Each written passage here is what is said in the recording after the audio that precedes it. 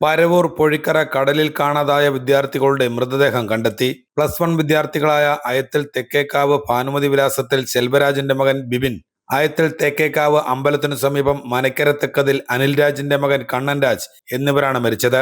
കടൽ തീരത്ത് ഇവർക്കൊപ്പം കുളിക്കാൻ ഇറങ്ങിയപ്പോൾ കാണാതായ അബു താഹിറിനെ ഫയർഫോഴ്സിന്റെ സ്കൂബ സംഘം രക്ഷപ്പെടുത്തിയിരുന്നു. ശനിയാഴ്ച ഉച്ചയ്ക്ക് 2:45-നാണ് അപകടമുണ്ടായത്.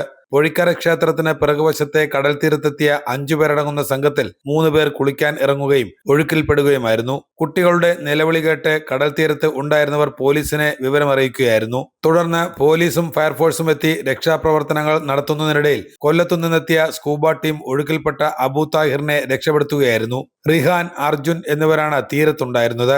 മരണപ്പെട്ട ബിബിന്റെ മൃതദേഹം വീട്ടിലെത്തിച്ചു. ഒരു നാടിന്റെ മുഴുവൻ ആദരാഞ്ജലികൾ അർപ്പിച്ച ശേഷം വൈകിട്ട് 4:30 മൃതദേഹം പോളയത്തോട് ശ്മശാനത്തിൽ സംസ്കരിച്ചു. മരണപ്പെട്ട കണ്ണൻ രാജിന്റെ മൃതദേഹം നാളെ വീട്ടിൽ എത്തിച്ച ശേഷം സംസ്കരിക്കും.